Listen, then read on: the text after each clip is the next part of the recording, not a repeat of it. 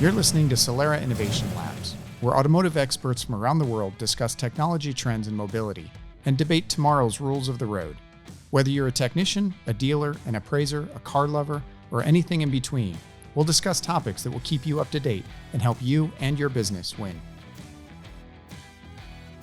Welcome everyone to Ready, Set, Go. It's Neal here in the studio to talk about vehicle telematics and how connectivity can impact and improve the customer experience. With me is my guest, Michael Flanagan, who's the founder and CEO of Xtract. Xtract is a connected claims platform for telematics crash data. Michael is a serial entrepreneur who has built and launched innovative tech solutions across the mobility space, including rail, fleet, and most recently, auto insurance. Michael and I hosted a fireside chat at the Connected Car Insurance event last September to discuss a lot of what we're going to dive into today. We'll also explore some of the opportunities that telematics data providers and some of the additional considerations like privacy, availability, and future use cases that companies need to address to get an accurate picture of what telematics data can do for them. Welcome to the podcast, Michael. Thanks, Neal. Thanks for having me. So let's get into a little bit about your background. How did you get into the technology space, the telematics space? So it was about 6 years ago. There was a problem in Ireland around taxi drivers were being assaulted. It was a strange time where we were hearing on the news that drivers are being hijacked from their vehicles, held at knife point, and that their cars are stolen. My background before that was I had actually a technology company that was providing security to taxi passengers, and so I knew that the taxi industry. So what I looked at was to try and tackle that problem of how do you, if a vehicle gets stolen, how do you safely stop that vehicle if it gets stolen? And that kind of introduced me to the whole world of telematics.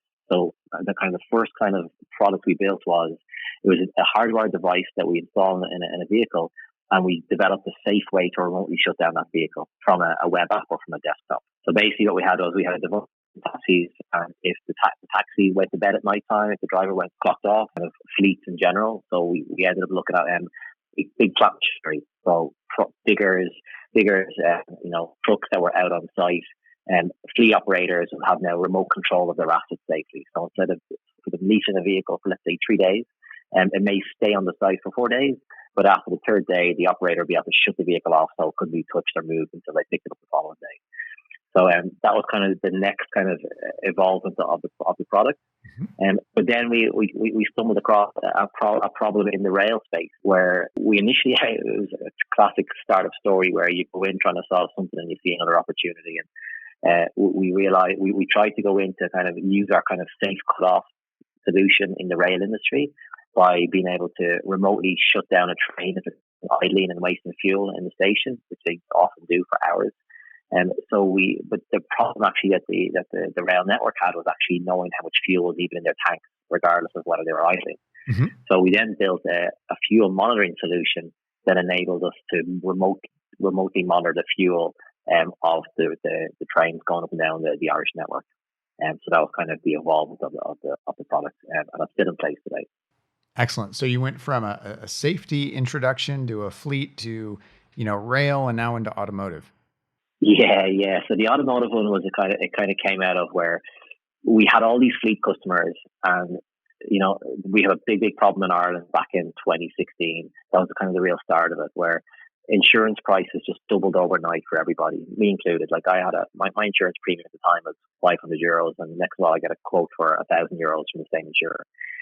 And fleets were having the same problem where their policies were skyrocketing, and it was all down to fraudulent whiplash claims. It was all down to a person getting hit in the rear, 2 or 3 people in the vehicle complaining of sore necks. And the problem was that the insurers didn't have enough data to risk contesting these injuries. They would just settle the claim. They didn't want to go through the court. So I think the stats was like 80% of all claims were settled out of court because they just didn't want to run the risk of going to court and paying a bigger cost.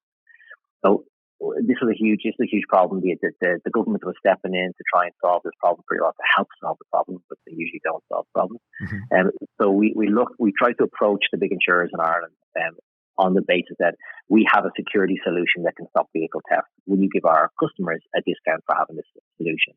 And it was actually a very honest CEO of one of Ireland's largest insurers at the time said that, Michael, he goes, our problem is not stolen vehicles. It's a tiny percentage of our loss. Our big problem is broken bones. So if you can show us what happens around this crash, and I remember these words clearer than ever, even though it was like 4 years ago. He said, if you can show us what happens around a crash, you've got gold dust, because that's the problem that the industry has. And it was that night that I thought to myself, surely that the big telematics players are doing this already. We realized that although they provide some level of accident reconstruction, it wasn't their focus. It wasn't what the core of their business does. And they do a lot of things from pricing, underwriting to, providing driver behavior and installing devices. And the accident piece was a very small part of their business. And we found that was the area that nobody was doing very well. And so we said, if we can focus purely on the crash data coming from the telematics, that's the opportunity. And it's not that easy to get your hands on real crash data. We have real footage of what happened. So we actually did a proof of concept with Dublin Fire Brigade on Sunday afternoon in their training unit in Dublin. And we crashed 6 cars and 3 different types of scenarios. And it was a big day out. We had the media there. We had drones. We had GoPros in every vehicle. But in every vehicle, we put a telematics device. And the idea was that we would capture the raw data from each vehicle, and we'd have the real video footage then to be able to compare what happened. So we gave that raw data to our engineers. They built our very first kind of model or reconstruction. We used a 3D engine, like an open source called Blender, and we created a 3D reconstruction of the crash, of multiple crashes. The thing was, though, that our engineers weren't there on the day. So they had no idea. All they had was a raw CSV file with data from the device. And what they produced was, when we put it in parallel to the real video footage, was an identical millisecond video of the crash compared to what the actual footage was. It was incredible. And nice. So we kind of had this mocked up video of the two in parallel and kind of showing all the sensors. So we said, this is kind of our proof of concept. So on that basis, I said, look, there was very little happening in Ireland, and we saw that Accenture were running their very first insurtech innovation lab in London. Mm-hmm. So I jumped on a plane in end of 2016, pitched them, and we were one of the first 5 insurtechs to be ever accepted onto the Accenture innovation lab in London. I think that ran from January to March. That was a pivotal moment, because that really got us in front of all the major insurers in Europe and mainly in the UK though, but it got us in a room with them in a safe environment where we were able to pick their brains and understand really what the problem was when it came to telematics and claims. Sure. And what we learned very quickly was that at the time we had our own device and we had our own analytics, and we learned that that was a very hard proposition to scale, because you already had the big players who are already in with the insurers, who already had the scale, and it was just going to be a hard task to do. But the piece that we had that nobody had was this really good analytics on the crash side. And we learned that if you go into a big carrier who's already got some older kind of legacy providers from the early days, they've got a fleet book that has multiple telematics providers, and you could have a young driver or a UBI offering, different providers, different devices, different outputs. There was nobody that was purely focusing on just on the analytics bit. And it was kind of at the end of that program, it's kind of on the back of that Xtract was born, where we stepped completely away from hardware. Right. So Xtract's kind of early focus was device agnostic, regardless of what data provider or data source. We can analyze that data and sit right in front of the claims handler. Excellent. So quickly, what that means is that a claims handler uses Xtract, and regardless of what telematics offering the carrier uses, all the data is pushed to Xtract's API, and we generate the SNOL for the handler and provide the same insights regardless of what source it came from. Excellent. That's an exciting history. It looks like you're definitely focused on a modern need of today, which is, the crash data and the accident reconstruction, how that, flows into the claims workflow. Let's take a step back. With your history, you've used telematics a number of different ways. And I think when people hear telematics, quite often they just think, usage-based insurance or some of the modern buzz. But if we take a step back to the kind of the core definition of telematics, one of the favorite definitions that I've read is it's basically just a blend of telecommunications and information or informatics, right? And so in your history, you have experience using it a number of different ways, from kind of very specialized niche safety to the fleet industry to fuel readings and into the rail system, and now into crash data and kind of what people now think of as vehicle telematics. What type of data do you, I mean, when you hear telematics, when you're dealing with telematics, what are all the different types of data that people can get from telematics? So just going back to your earlier point on what telematics kind of has been used in multiple kind of ways Mm-hmm. throughout it kind of this process.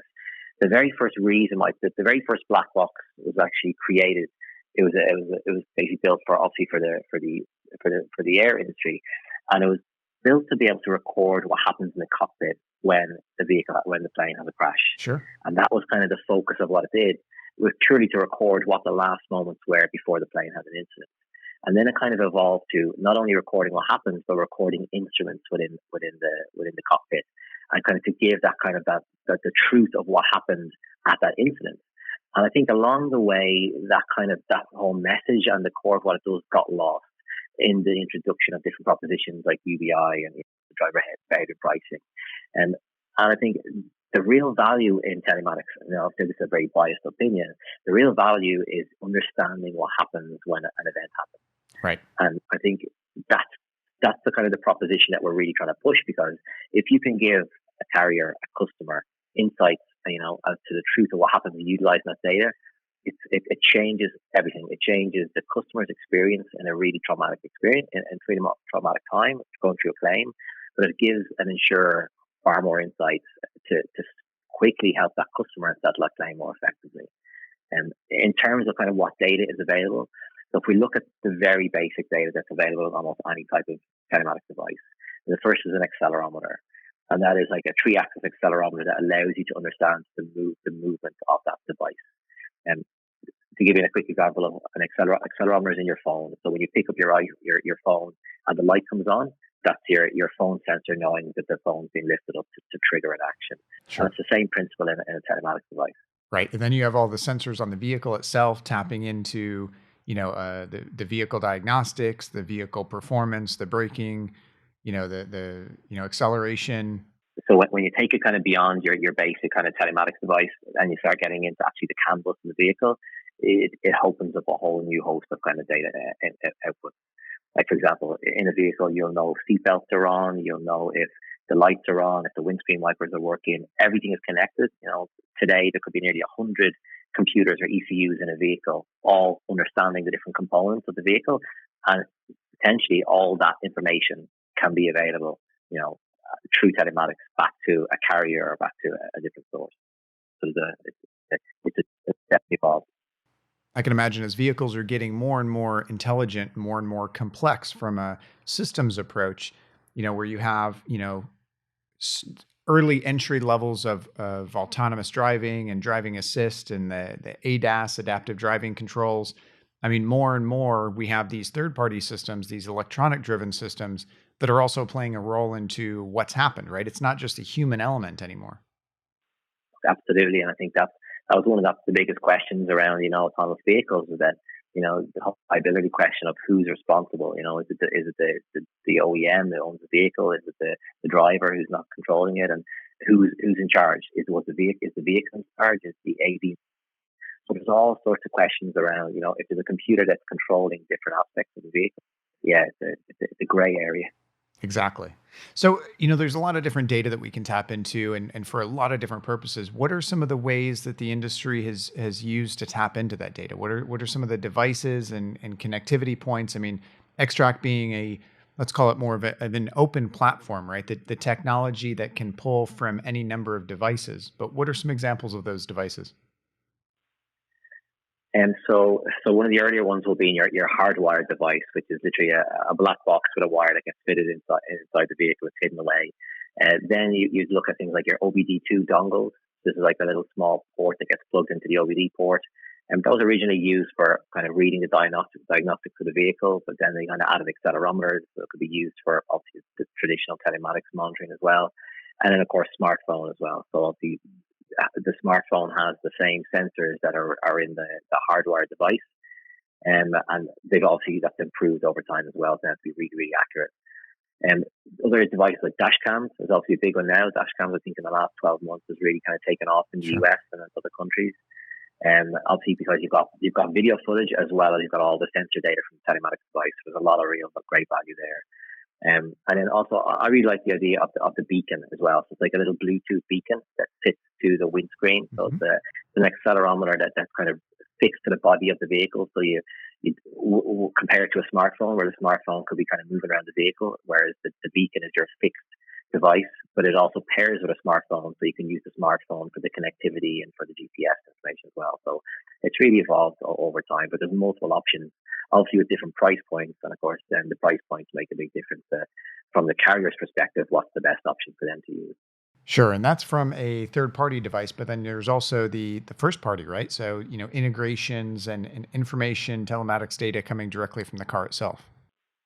Yeah, absolutely, and that's a really exciting change in the industry, where you can now pull the exact same information and more directly from the OEM, and it's probably going to cause problems for the aftermarket telematics providers, but I think there's still a bit to go yet.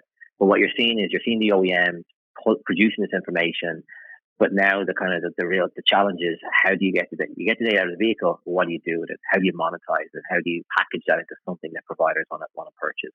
And so that's kind of the area that we're trying to play in. Is that we can capture that data from the OEM, but then package it and then monetize it on behalf of the OEM. So it's an interesting space. We're also providers such as the data exchanges, who are kind of, they're the ones that are kind of taking the data, taking the data from the OEM, normalizing it, and then allowing third-party applications to kind of build services on top of as well. And providers such as there's Autonomo, there's Wejo, there's Verisk, there's a few of them in the space. And I use the analogy where I call those like the data exchanges more like the app stores. So if you think of your OEMs or your Android and your iPhones that's producing all the data, the data exchanges are the ones that kind of allow the applications to kind of to build on top of it. And so Xtract would be seen as an application that can kind of add into that whole mix. And to a certain extent, we're also relying on those providers to provide, I guess, the data security to that data as well, right? I mean, we've been talking a lot from the more the business value of telematics, but when you break it down to the consumer, why would a consumer adopt a third-party telematics device, or why would they allow access to their telematics data directly from their vehicle? I'd imagine there's a certain bit of concern about security and privacy. I don't want somebody tracking exactly where I'm going. I don't want somebody, tracking how I'm driving. I want to be able to accelerate and brake, as I wish, without having, a lot of serious impact on, my insurance or on, who knows what. So what about what about the customer aspect from security, privacy? Where do you think that's heading? So I think one of the biggest challenges with telematics from the customer perspective is that it hasn't taken off as quickly as everybody had thought about, because of that whole security element. And the reality is the customer does not want their carrier knowing everything they're doing, where they're going, and how fast they're driving. And so the customer proposition has been, put this device in your vehicle and we know everything about how you drive, and we'll penalize you if you're not a good driver. And that works okay for young drivers because they have no choice, because their premiums are so high, so they kind of have to take it. Exactly. And obviously the fleet see a different value, because obviously they're using it for their operations, their fleet. It's a business, yeah. But when it comes to the customer themselves, the consumer, we've missed this huge chunk of the market, where the 25 plus, they do not want a device in their vehicle. Mm-hmm. And what we've been speaking about this since back in from the kind of our Accenture days in the program, is that actually the value is not in the 100 miles of driving they've done. It's actually in the 10 seconds of information that happens when the crash happens. So from a carrier perspective, what if you offered a different customer proposition? What if you don't give a device? What if you give the device to a customer, but you don't have access to any of the data? You don't know where they are, what to do. And however, if they have an incident, they allow you to get access to that 10 seconds information to help process the claim and vindicate it. And that's a different proposition. And we've done I won't say done a lot of research, we've done a lot of kind of focus groups on, would you, 25 plus, be open to this new customer proposition? And we've trademarked the name Crashmatics, which is only focusing on, getting the value from data when a crash happens, Sure. and not focusing on the hundreds of miles beforehand. So we think that, new customer propositions have to come to the market, and it can't be all about, the big brother concept of where you're going and what you're doing. There has to be new ways to kind of get devices or allow the customer to give you access to their data, but there has to be real value in it for the customer. And Right. a really important time is when you're going through that claim. If you can get that claim settled much quicker because there's data available, then you're willing to give that to your carrier to get that done. Yeah, I think one of the challenges we're going to be facing here is that, I mean, customers get into accidents, let's call it on average every 6 or 7 years, right? And so, trying to sell on a value proposition where, it's not necessarily front of mind for the customer because they're thinking, well, I don't get into accidents unless they've just recently been through an accident, been through a traumatic experience, then it may be top of mind. But I think we're going to have to find that balance between the extreme situation where it provides the most amount of value, to your point, the accident reconstruction, what happened, the on the scene, on the spot contact of emergency services, which has been estimated to save upwards of 4% or reduce the mortality rate or the death rate of accidents by up to 4%, where an E911 or an emergency call was placed by a telematics device. So I think, to your point, that is the highest value proposition, because you can't put a value on life. But I think there's also a balance that we're going to have to find between the extreme case and the everyday value case. Yeah, I think the health side of things is really important. You look at, so in Europe, for example, they e-call was introduced as a European directive in, I think, March or May of 2018. So every new vehicle must have e-call equipped. Yep. Which means that if the vehicle has a crash, it automatically alerts emergency services. So the emergency response knows where your vehicle is and how severe the incident was, and they can have a two-way call with the driver to make sure that everything's okay. So that's kind of, how telematics can be really powerful in saving lives. And I think, if we've even seen some of the OEMs now focusing on when the vehicle has a crash, it pop up on the infotainment system will be, for the customer, will be, do you want to allow us to share this data with your carrier? So that way it's an opt-in for the customer, so that they now control where the data goes and if they want to do it or not. I think that's a really powerful kind of proposition going forward. Absolutely. Excellent. Well, we've just gotten started. We're going to take a short break, and we're going to be back after this message to talk about the adoption of telematics and what's coming next.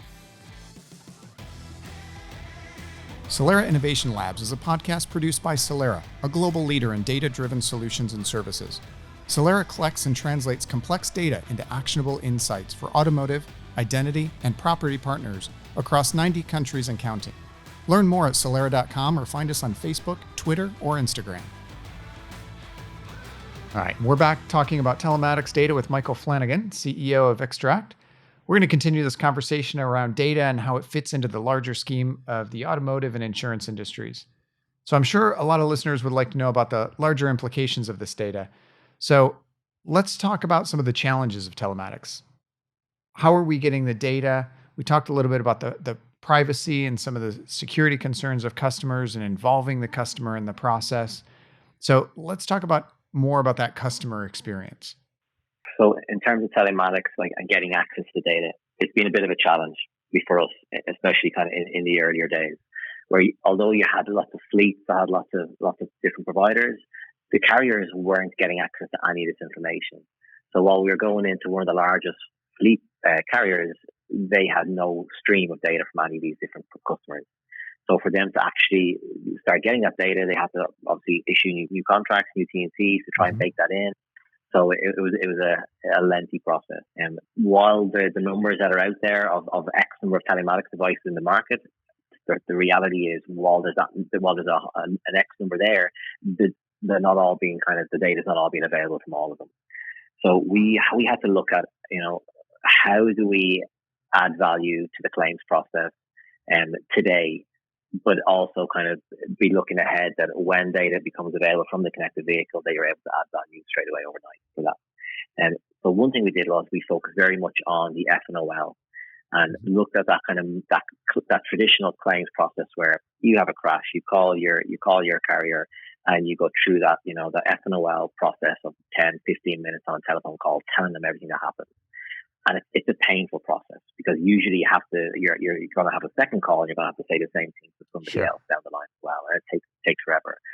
And the reality is that the claims process has not moved on compared to other kind of areas in the auto insurance space. There's been a lot of innovation around underwriting, around the pricing side, around quote and bind, and buying insurance online. But claims is still quite behind. So we looked at the learnings we had from the telematics side, which is the kind of the whole recreation and the visualization of an incident. Because when you visualize what happens, it allows you to make much better decisions. So we said, how do we apply that to a non-telematics claim? So the first thing we did was we enabled the claims handler to rebuild the crash scenario themselves from the Xtract web application.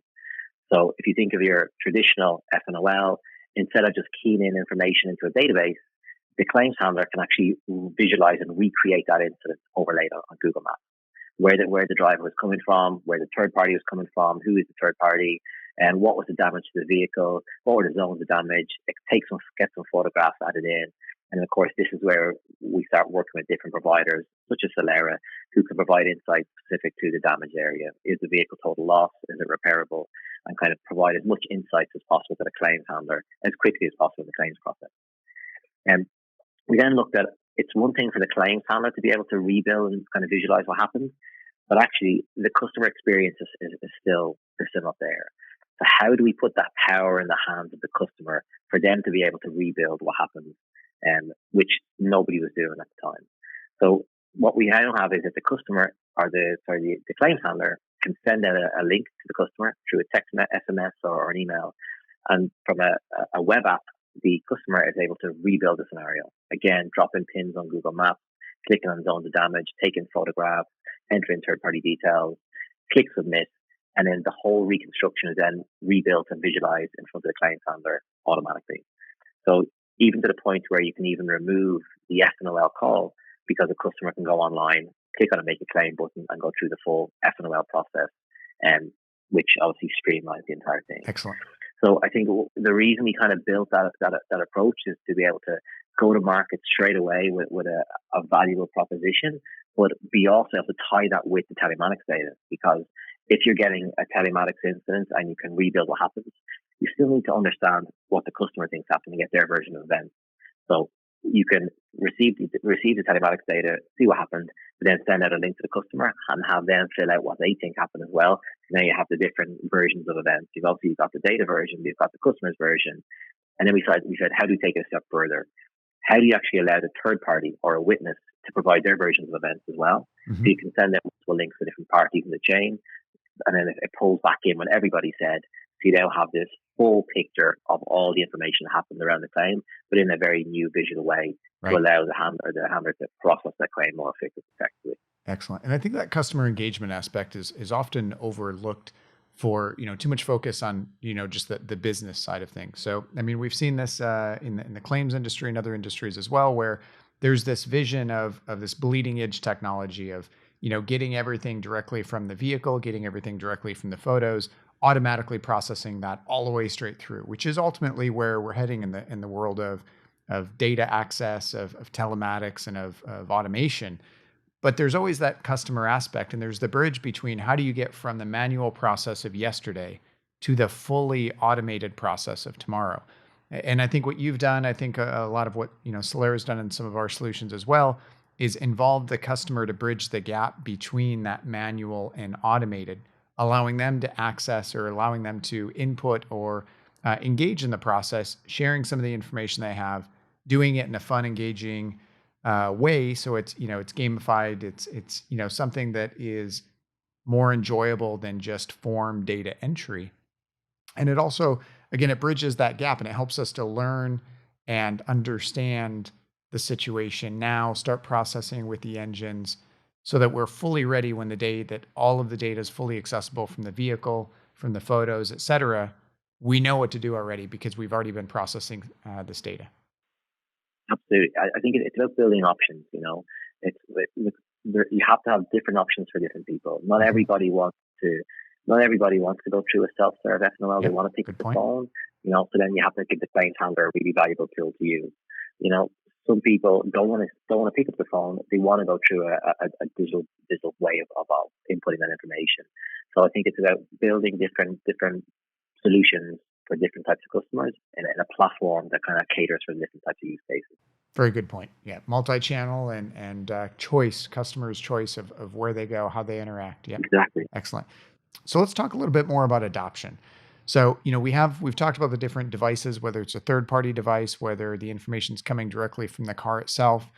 We've talked about the different ways of accessing the data, whether again it's directly to the device, the manufacturer, or through a conduit, a third-party provider who's specialized in consolidating and providing access to that data.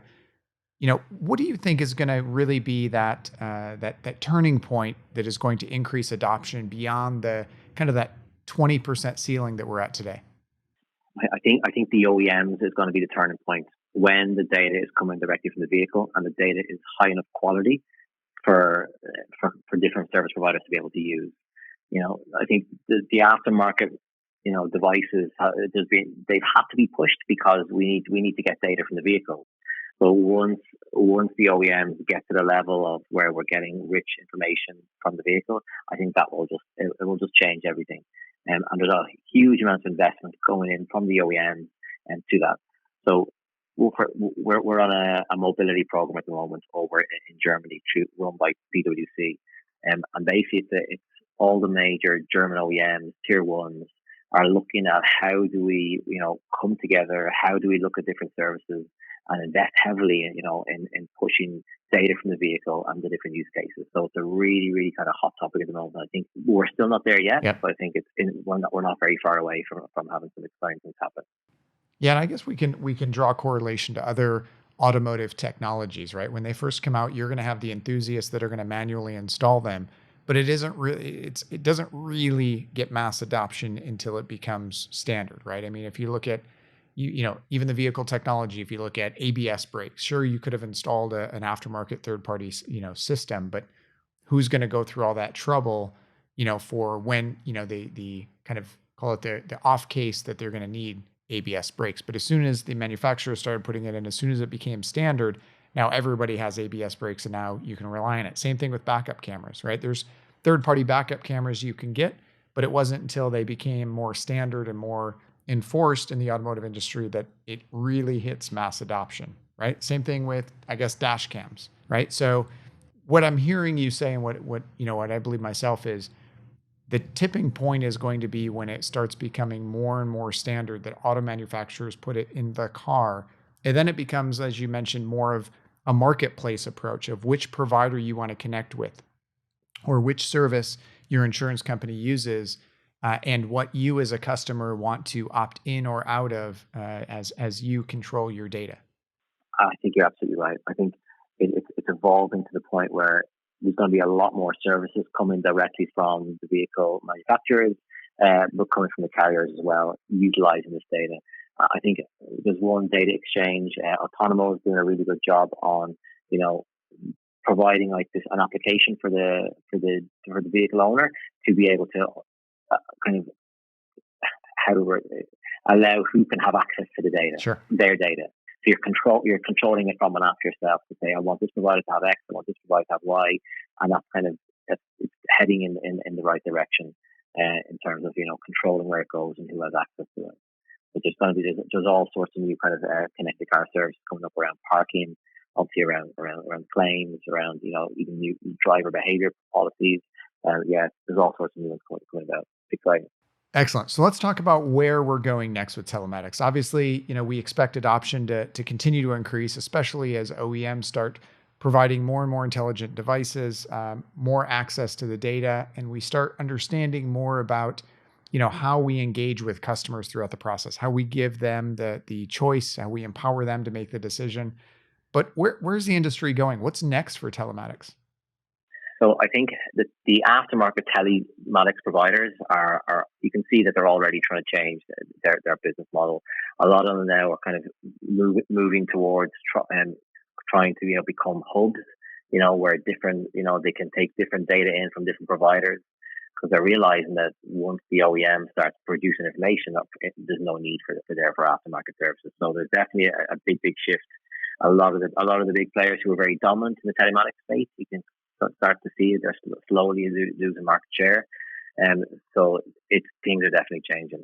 I think what's exciting is now the big push on creating new services on top of the OEM data. So like the data exchanges are as I said, are capturing this information, but then we're going to see a lot more providers who are providing insights in different areas with that data around claims, around injuries, around paper use. And obviously, there's a big push in the mobility space as well. We've got these new forms of mobility, where you're using obviously the vehicle data to be able to know where the vehicles are moving and price them differently. So there's lots of new trends happening in the mobility. It's really exciting. Excellent. And as far as adoption is concerned, looking across the globe, I mean, you have a lot of experience in everywhere from Ireland to UK and getting into the US. So, what do you think one country is going to lead the way? I mean, so far it's been the US, but are you seeing any other, big interest or potential, new, giant, front runners that could kind of lead the way for us globally? So I think the German OEMs are going to be very strong in this space. I think they're investing heavily.